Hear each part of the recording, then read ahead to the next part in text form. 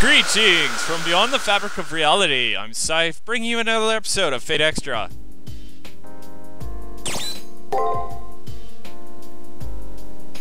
So, we managed to survive this long. Huh? Why am I being so gloomy? No! Cute bad fox... Why am I being so gloomy? No! Bad cute fox girl. Tomono is always bright and cheerful. Right? We should get going soon. We're only one step away from the Holy Grail of Desire. Let's go get it! But before that, I suggest you get totally prepared. After all, who knows what's going to happen next? True, true. Speaking of not knowing what's going to happen next, we'll throw on the silver anklet.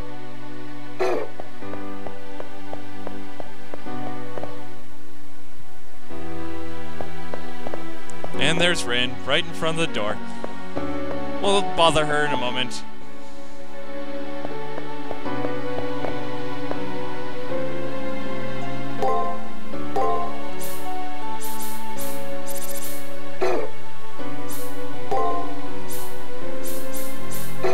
Yeah, we don't need any of that. Now, I used to have a sheet that had everything on it, but for the actual time being, no, we shouldn't go over there. I had this bad feeling that I would die for some reason. Anyway, talk to Rin. Well, let's go. We've come this far. Let's see it through to the end. She seems to me no problem with coming with me. I'm not going to object. She's good to have along. Open the last door. The entrance to the battlegrounds is still the same dreary elevator. This is the same elevator that travels to the arena, but the display indicates a much greater depth. Once I'm inside, the doors close heavily and the rectangular box begins to move.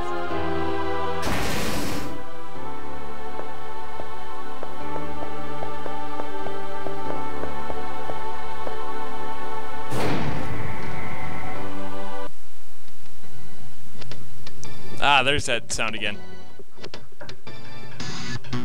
Now, the entire way, your servant's going to talk to you. ここまでたどり着きましたね。あの選定の場から今まで本当に楽しかった。あの時は白状しちゃいますと、最後まで残るのは無理だろうなって思ってました。本気でお守りしていましたけど、私英霊だと弱い方なので。でも悪霊のカテゴリーなら本気で最強なんですよ。ええ、これまでの相手なんて指先一つで片付けられます。でもご主人様、いえ、あなたがマスターになってくれてよかった。最後かもしれないのでお礼を言います。賜物前という名前のまま私を英霊として育ててくれてありがとう。今までただの一人も私をここまで信頼してくれた人間はいませんでした。そしてマスターの戦いもこれで終わり。私は一つあなたに隠し事をしています。もう気づいているとは思いますけど、私はある魔術師に刺激されてこの聖杯戦争に参加したことがあるんです。その人もマスターと同じくらい弱っちい新米で才能はあったんですけど、優しすぎて戦いに向いていなかったんです。何度も何度も殺されて、その度に初めからやり直して。おかしいですよね。マスターもあの人も始まりは同じだったのに、どうしてこんなに違ってしまったんでしょう。でもそれも終わり。持たざる者、戦いによって成長した人間の答えがこの先にあります。行きましょう、我が主。どうかあなたの手で答えてほしい。あなたたちの繁栄に1000年をかけただけの価値はあったのだと。Yeah, if you didn't even realize, I had control of the character the entire time I was running around that. But I wanted her to finish her speech before climbing up the ramp.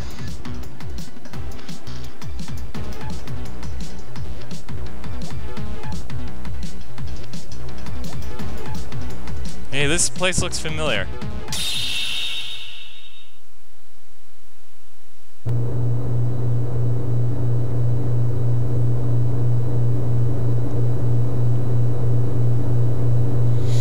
Warning, the next scene is very long.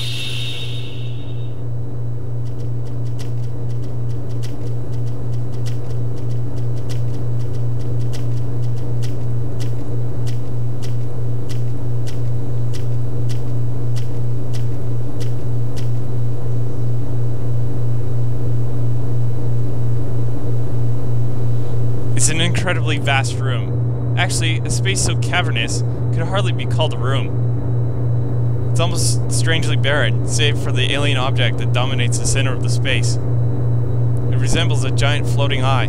Although it doesn't seem threatening, it is somewhat disconcerting. The artifact of an alien civilization, the reason for its creation is beyond human comprehension. The core of the moon cell and the base of the raft, the holy grail of the seven heavens, responsible for creating the seven seas. And in the space where the holy grail is enshrined, I can feel a sense of discord and dissonance. In front of the holy grail is a jumble of skewered stone pillars, which only add to the tumultuous atmosphere. And a familiar-looking guy for some strange reason. On top of that pile of stone, sits a lone figure of a man. He looks to be in his late 20s at most. His expression is blank enough to be totally memorable, but as an NPC, he doesn't need to make a...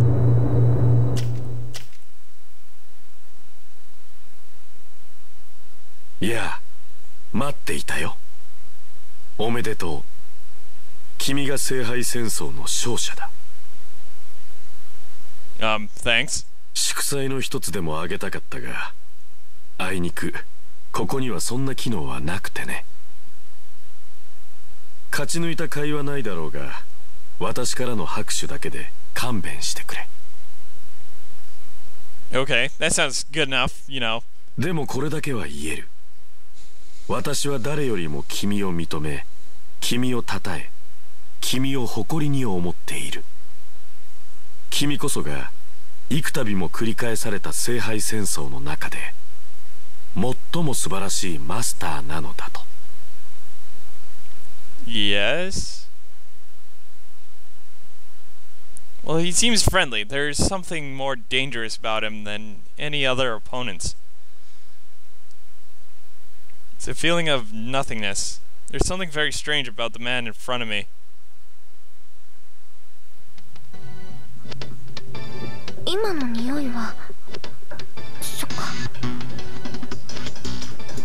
He does? Who's that? Caster? It's been a while, hasn't it? I see. This is who you serve now.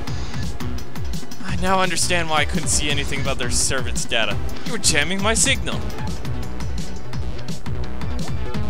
Komodo stares at the man with a look of disgust on her face. Her melancholy is shocking in its intensity. Don't worry about me, Master. It's all in the past now. The person here is... Yeah, I'm not the same person I was then. You who saved me when I was weak are now nothing to me. Because now, I have a new servant now. It seems fate has a sense of humor. As I prayed for salvation, I was given an oddly appropriate servant. At the same time he mentions his servant, I can feel Rince tense up as he shoots a glare in his direction. Watch out, Luna. This guy isn't an NPC. He's a master. But why would a master be here? The war is over, and the only master left standing should be you. Well, to absolutely be accurate, I could as easily say that you're a master who should be here too.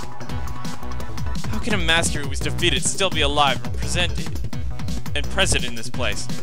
I must look into this later. Well, there's an issue for another day. Well, at least one rule will still be enforced. Only one master may leave. And unfortunately, you are the one who will disappear. I advise you to enjoy what little time you have left. Now that that's settled, I'm pretty sure the question on your mind is, what are you, right? I'm a pertinent question. Let me restart this. A pertinent question worthy of an answer. Of course, I'm both an NPC and a master. To be more accurate, I should say, I was. Was? You mean you became a master after being an NPC? That's... She briefly glances my way, her eyes wide with shock.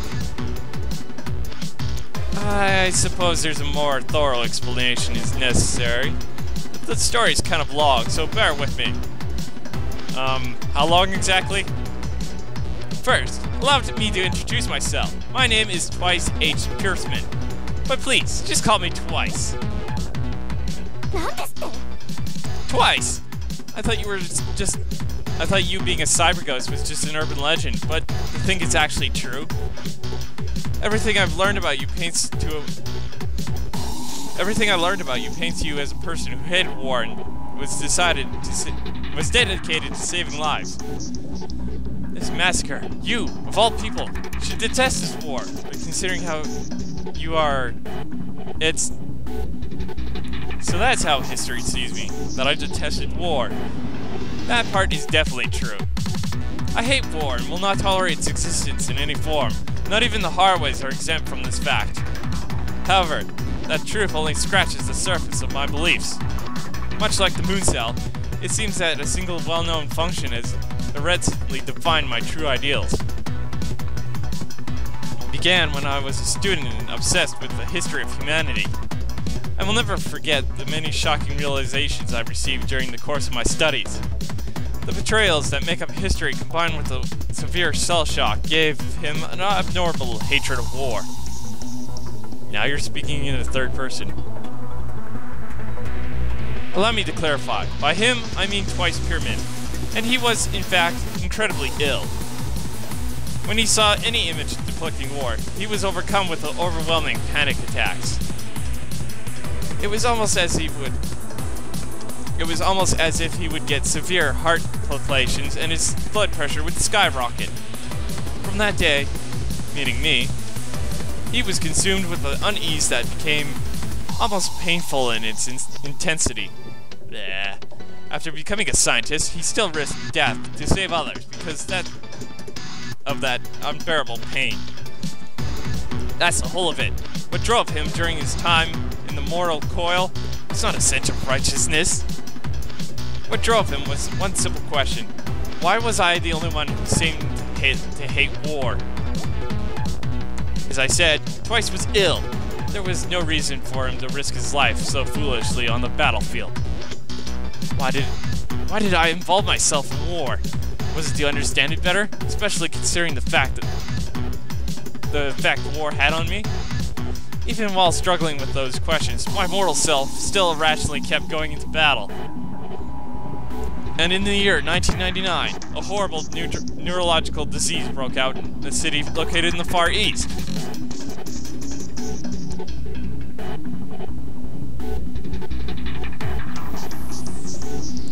Based on the available evidence, the cause of the outbreak was a biological weapon created by the terrorists. The terrorists? Twice was called to the city to treat the victims of the attack when he was caught in the major attack himself.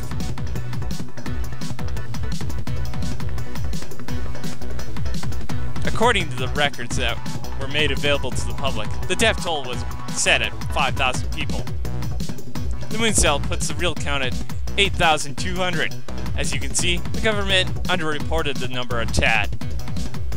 I can see the exhaustion in his eyes. He seems to think that his story is no more than an amusing... what?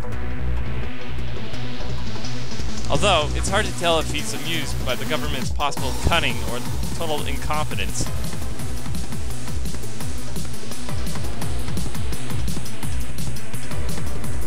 Anyway, that's when the person I patterned after, died. Twice ended up one of those 8,200. Something strange. I remember seeing that place where he died, as if I, too, was one of those many victims. I can recall the sight of the building set aflame, but when I was Twice, it It was a scene I had experienced before. It was then that mortal Twice, the person I was, recaptured and repressed the memories of his childhood. In the 1970s, there was a clash of ethnic groups, arranged by major powers as a war by proxy. Twice was orphaned in conflict. The place I remember was hell. Everything around me was collapsing. Everything fell without a sense of morality or without any acknowledgement of the value of life. And there lies his brilliance. The young Twice must have concluded that life itself is truly a miracle. All that remained of that epiphany I've already told you. Anyway, Twice was adopted and became a doctor. And though I tried to forget the past, one fundamental truth was burned forever into my soul. Twice despised war more, and it became his intent to kill war itself. I got involved in war in order to end it. However, at the core of my very being wasn't a denial of the meaning of war. It wasn't that at all. Twice had seen many battlefields, the never-ending hell, the horrific evil created by humanity. A group of soldiers made the fight against an army many times their size. That was far more experienced and supplied. Forced to flee from guerrillas, a girl of 5 travels on foot through a jungle that few could hope to survive. Innocent victims of violence who rebuilt their village and their lives without help from anyone. I find that odd. Even though I hated war, I saw a great deal of strength emerge from the conflicts I witnessed. Now that I think of it, the mortal me, was the same. All of Twice's great works were born from war. The many revelations, the uncounted number of rescues, none would have happened without the hell that is war. All the mortal me really did was bring back a number of things from the depths of hell. And then in the end, I was a victim of a terrorist attack. But as I was dying, it all came back to me. I saw burnt fields in my home and recalled the tenacity that helped me go on, even as everyone else died. Yes, 3 seconds before my heart stopped, I finally received an answer to my question. It was never denial. What drove Twice repeatedly into hell was because I, who eventually fell victim to violence, could no longer consider war the ultimate folly of mankind. Nothing can be hidden from the moon cell, and it records all it observes, including my final thoughts. As time went on, as I was reborn as an NPC based on the record of my mortal life, just like any other NPC here. They may appear human, but they are nothing more than puppets playing in assigned roles. I was assigned. However, I was assigned? I was the same. However. So you managed to gain some self-awareness. How? And why? Maybe interacting with so many masters combined with my skills as a spirit hacker pushed me into consciousness. More likely, it was just an anomaly born from a single near possibility. How it happened, I cannot say. However, I once gained true consciousness. The only thing I could do was act as Twice Pierceman would. The dream I saw as I died. The ideal that existed only in my mind. Now I exist only to make it a reality. So what was that dream that the mortal Twice saw as he died? Endless war, of course. He sees mankind engaged in grand war of mutual extinction. He says this as a last statement in a matter-of-fact tone. There's no hint of insanity visible in his eyes. Naturally, and with obvious sincerity, he can somewhat utter such a statement with absolute madness. The future has been corrupted. That is a conclusion I've come to after studying the moon cell's records. Anyone with a brain can see that the world is doomed. Humankind has long since passed its adolescent stage. Man was still maturing in the 1900s. A balance was struck between purity and prosperity, but it didn't last. The period of immaturity ended, and the golden age that should have followed never occurred. You do realize this, right? What has happened to the planet and its people should never have come to be. Their spirit of mankind has stagnated, just as the world has. The future is rotting away like an overripe fruit. When this fruit should be at its best, it has fallen to the ground. That's not the way history should be. That is how Rin and Leo described the world. Place of peace, stupefying stagnation, and entropy. But is war really the answer? Because it is the most efficient way for mankind to progress, stability and stasis only act to preserve the species. If the objective of modern man is merely survival, then there is no reason for them to exist.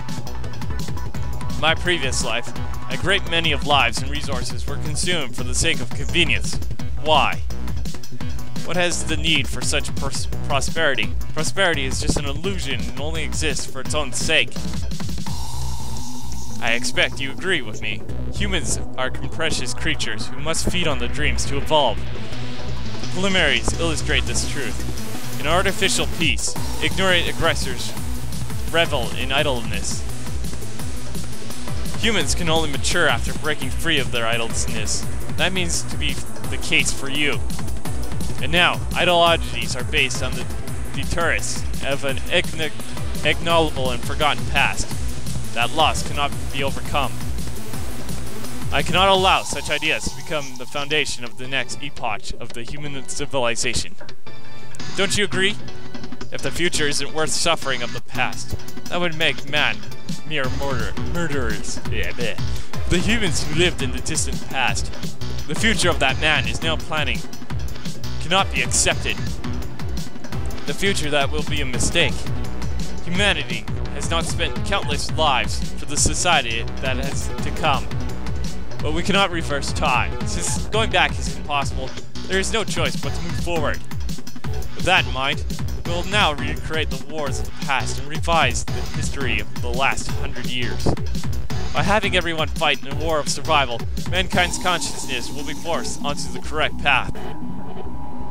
My wish has become a firm conviction. As a winner of the Holy Grail War, your existence is proof of that. Come again? Hold up a sec. What the hell is that supposed to mean? Rin looks at me with flames in her eyes, as if demanding an explanation. But I'm just in the dark as she is. Originally, the Holy Grail War was a way for the Moon Cell to gather data.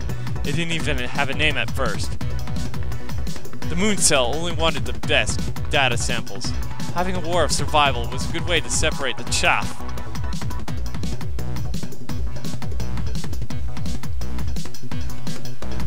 However, up till now, the Magi who came here made excuses for their actions, but still killed then fled. Truly an atrocity, wouldn't you say? Until I won, this world was buried under a mountain of corpses.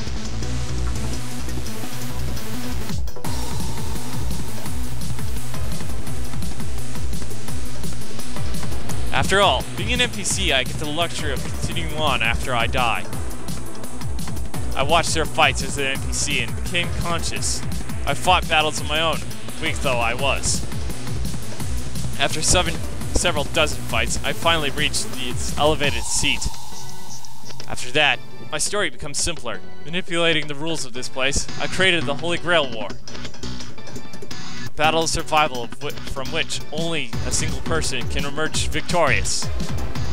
I remade this world into a place where the limits of human potential can be pushed beyond one's imagination.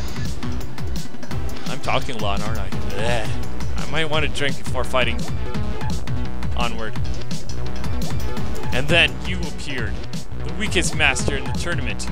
You managed to defeat the king of the world. You were totally unsuited for this ordeal in the beginning, just as I was. As a nameless figure drawn from the masses, you've become one in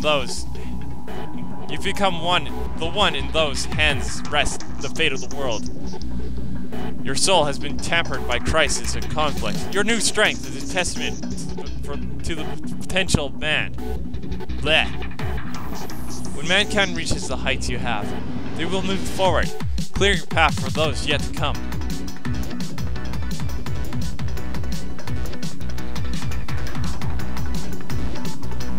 Now, it's time for you to claim the Holy Grail of your own. You have earned the right to show the world the true path. Shout out so all can hear you. You say that world war is necessary, that humanity can and must evolve quickly. Just input this one little phrase into the moon sail. Don't stop. After that, you can do whatever you wish. Whatever you become, a king or a god, is up to you. You have my blessing, it as your choice will bring endless war. The wounds suffered by humanity after losing countless lives in the end. This conflict run deep. And if the only reward is suffering is... I need a drink, seriously. If the only reward for such suffering is stagnation, then humanity deserves to be cast into a new void. Some sacrifices cannot go unheeded. Mankind must be inflicted with the wounds that they will never forget. I actually understand where you're coming from. As I remain paralyzed by doubt, Rin begins to speak, her apparent calm delayed by the heat in her eyes. Your story was interesting, but it left one question unanswered. It's you winning the war in the past. You never once mentioned making a wish on the Holy Grail. Why? Why have her make your wish for you? An excellent question. The answer is that I can't. If I touch the Holy Grail, my mission will be rejected. According to the moon cell, my existence is considered nothing more than a regular data stream. I can fool the low-level processes, but if I access the core, I'd be seen as an NPC and immediately deleted. My victories would mean nothing. I need a legitimate master, someone who can make my wish a reality. Anonymous data would be deleted. What emotion did her words express? Mumbling sounded very much like a dejected sigh. The girl beside me shuts her eyes for a moment, and then directs her gaze at Twice, as if to deny the obvious. That's why I stopped here.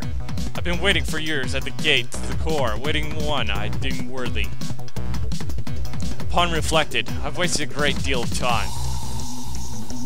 I was able to plant the seeds of war on Earth from here by manipulating and manufacturing information.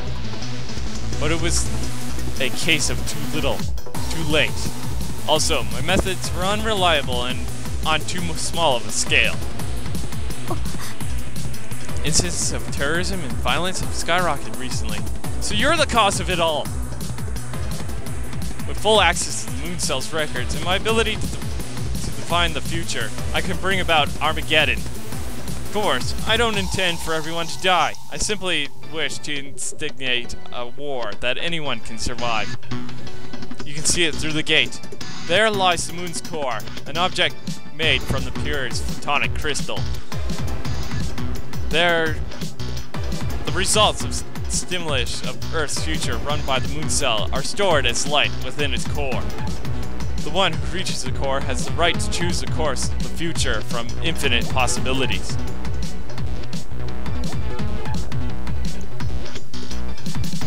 I'm sure you understand now. Whoever claims the moon cell can manipulate reality as they see fit. This object, which has envisioned an infinite number of futures, can reshape the fabric of reality.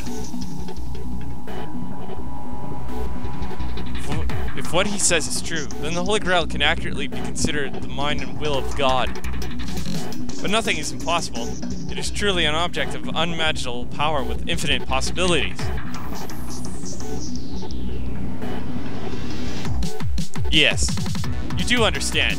It has many other names. The Photonic Abyss, the Angelic Cage. Take your pick. You have earned the right to claim it as your own. Now, please proceed. Unleash the perfect storm onto the world. To undo the lie of stability. Rewrite history as I said. Twice looks in my direction, an expression of earnest confidence reflected in his face. Almost as if he is sure that I want to share his belief that war is the answer. This man, while despising war and violence, cannot ignore the immediate results that war brings. This supposed comrade, who gained the strength through fighting much like I did, clears a path for me. However, I know war isn't the answer. I'm gonna poke this option when I come back. So, yeah, that should be in a few minutes. I'm gonna upload the finale right after this one. Tune in again for more Fate Extra.